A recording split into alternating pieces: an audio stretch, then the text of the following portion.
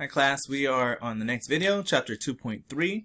Today we are going to talk about getting information from the graph of a function. So I've alluded to this section quite a few times about how we can look at the function, the algebraic function representation of a function, and get out lots of information from it. So today we're going to talk about the flip side of that, which is looking at the graph, right? If we had a table of values, we could find a lot of the same sort of information we're going to talk about now. So again, that's just that 4 ways of representing a function and being able to gather information from it. Okay, so let's talk about reading a graph. Okay, so recall that y and f of x are the same thing, right? So our points that used to be x, y are now going to have the form x, f of x. That's really not going to change anything except for the way that we think about them.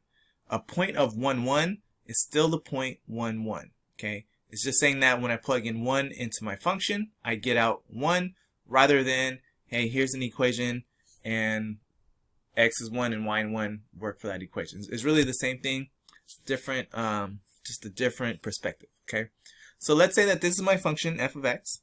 Okay.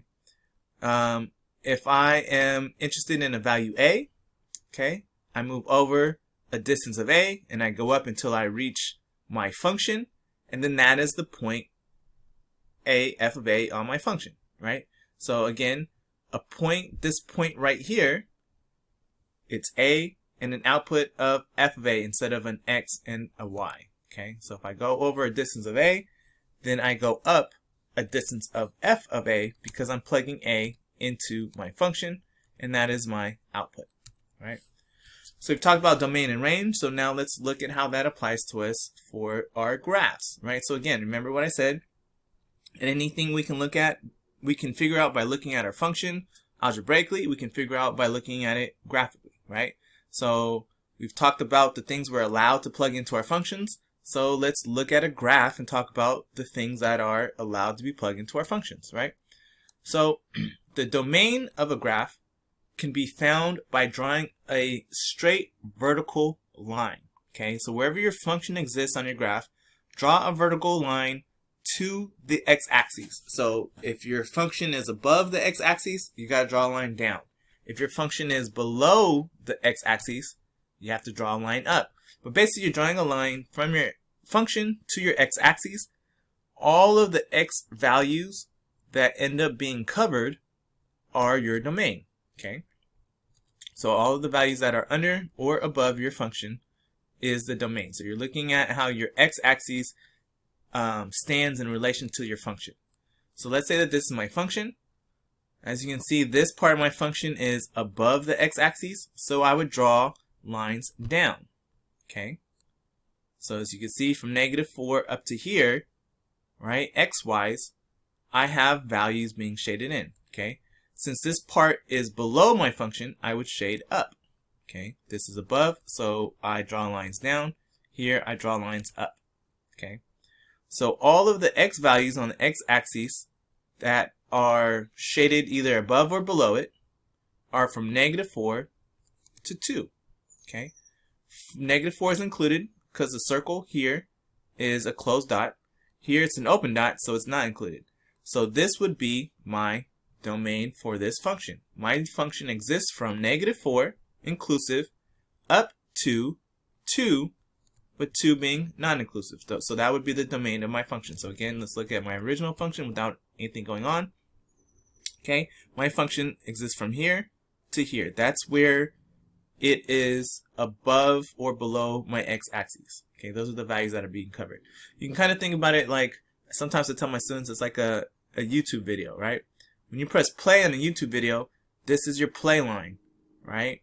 So if I was interested in when something cool happened in my video, maybe something cool in my video happens from here to here. Nothing cool happens here, nothing cool happens here. So one of the cool stuff happens from the time of this value to the time of that value. Okay? So graphically, we could think about it as drawing things. If you're talking about watching a video, like this one, for instance, the time that I talk about this stuff is from 4 minutes and, I don't know, 40 seconds up through 5 minutes. Okay.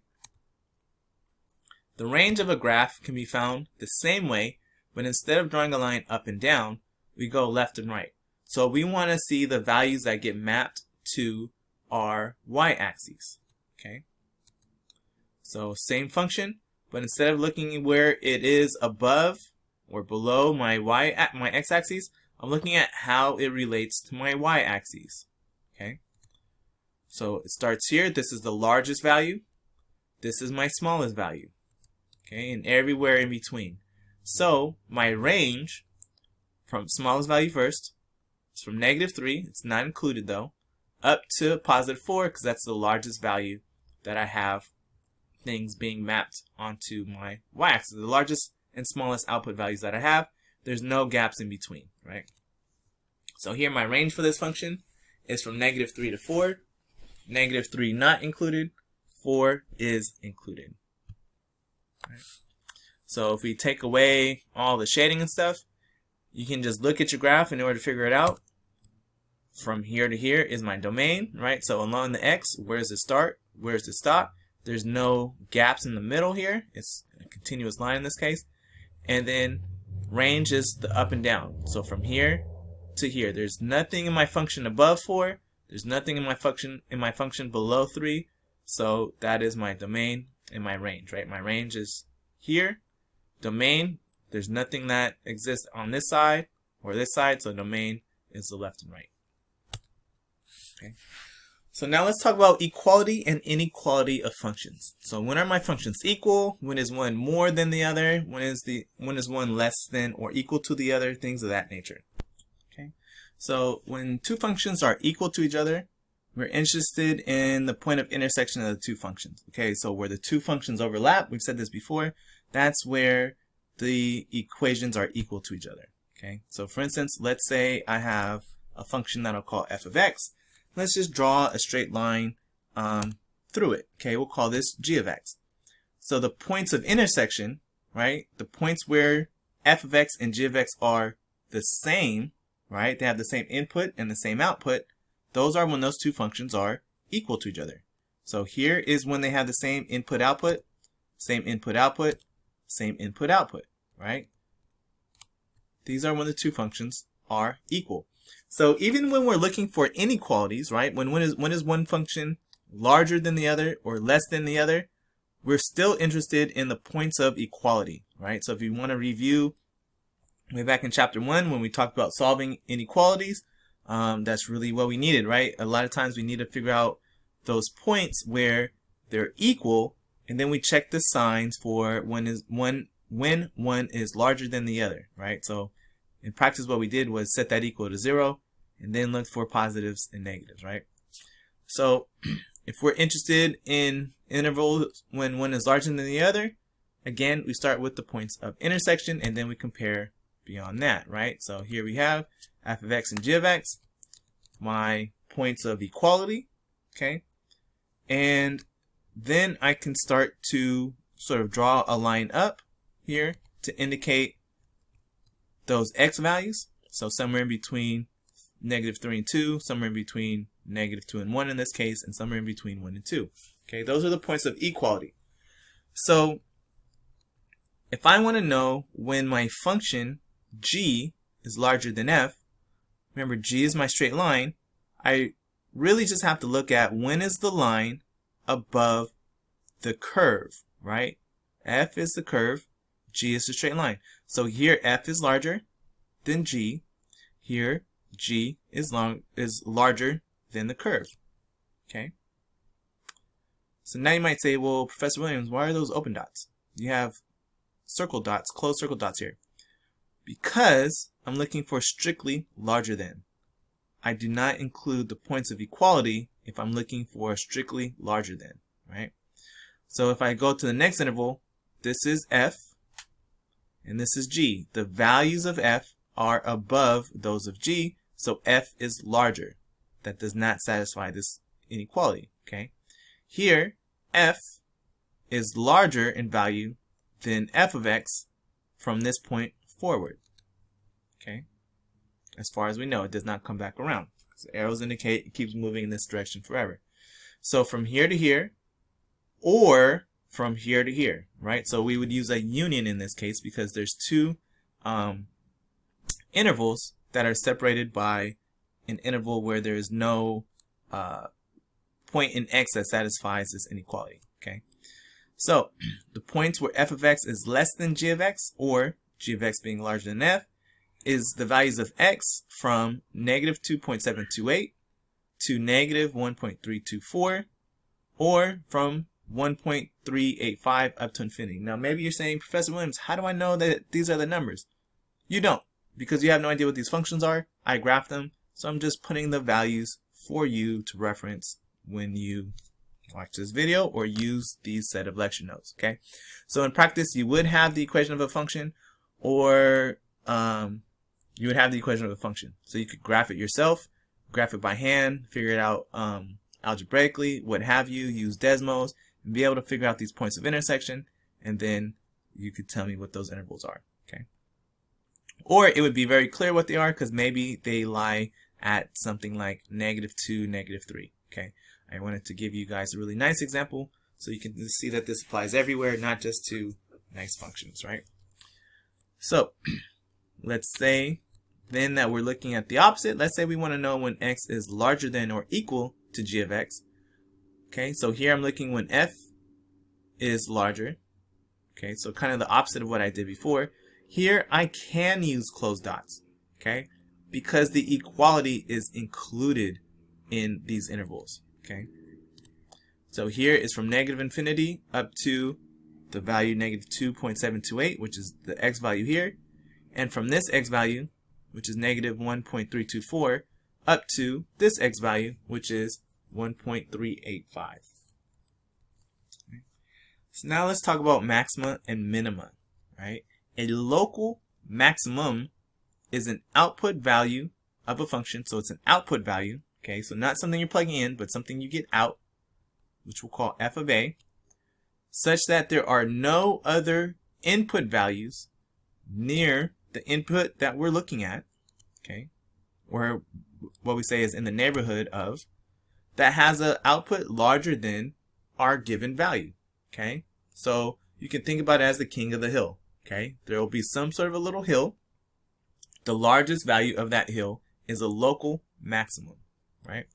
So f of a is larger than or equal to all other inputs in the neighborhood around my function. So this fancy n here means the neighborhood of x, okay? Okay, I don't know if I've shown you this symbol yet, this upside down A.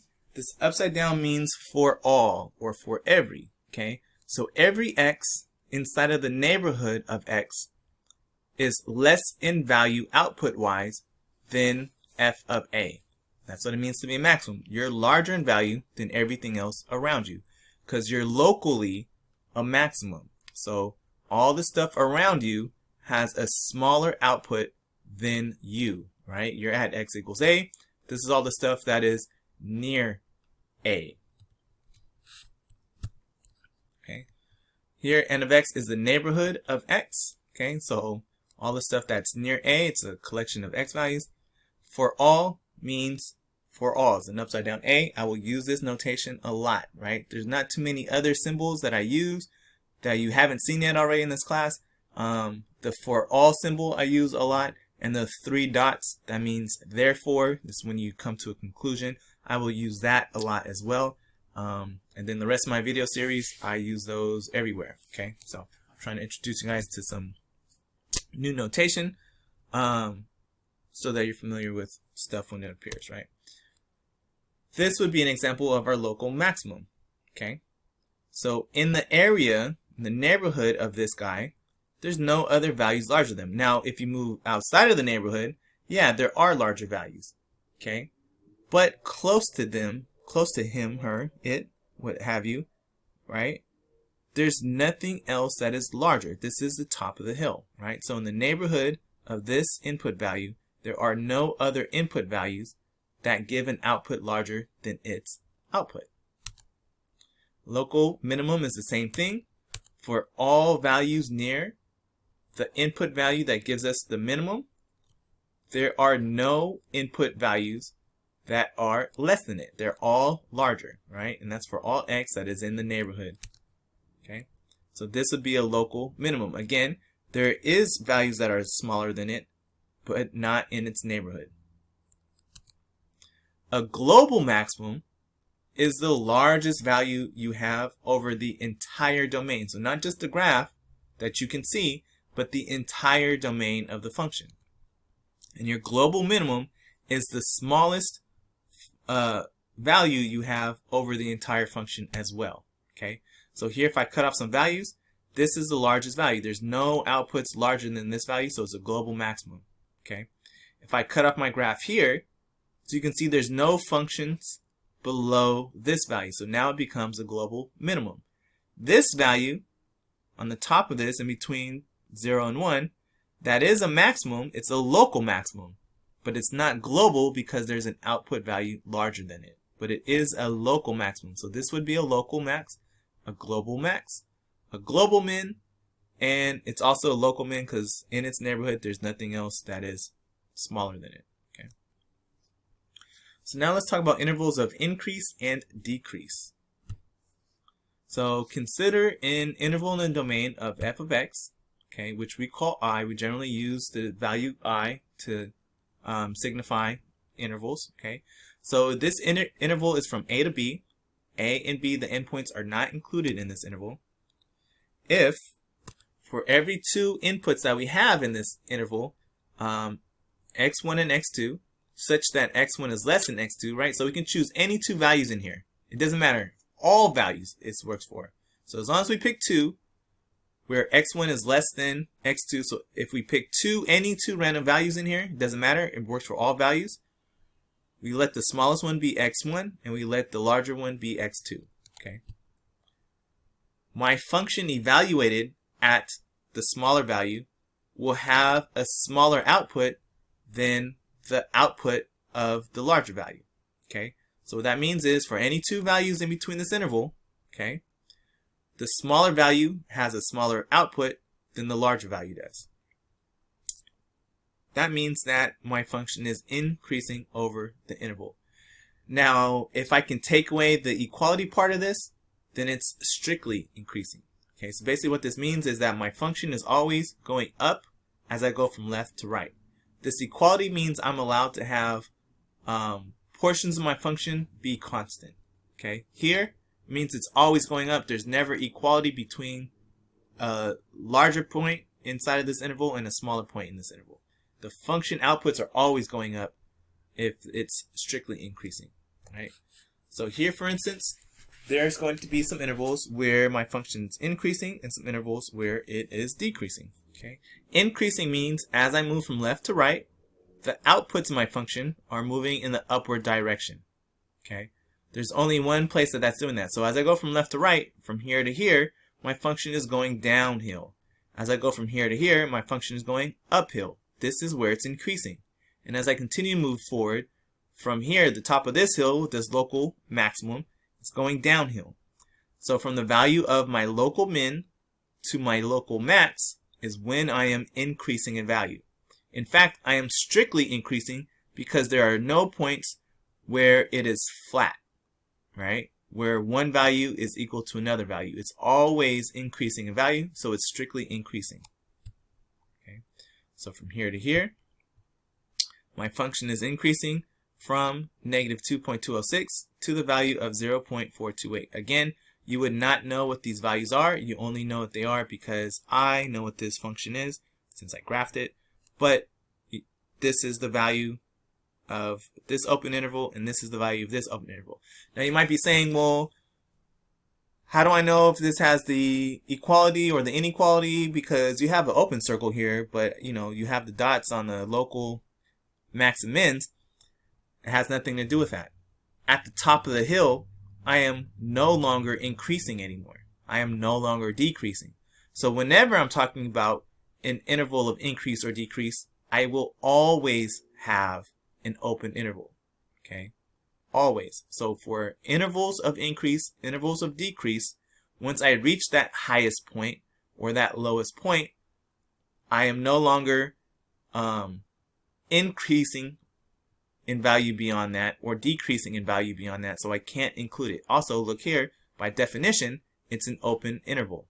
Okay, my interval in my domain such that I'm increasing, okay, is an open interval. It will always be an open interval. If you want to know more about that, we talk about it a lot in calculus. Okay, so same thing for decrease. If for every two values inside of my interval such that x1 ends up being the smaller of the two and x2 is the larger, if my smaller input has a larger output always, okay, that means that as I'm moving and getting larger along the number line, my function is having smaller and smaller values, then I'm decreasing over the interval. Okay, so if it's a strict inequality, same thing, I'll be strictly decreasing. So same thing for my interval.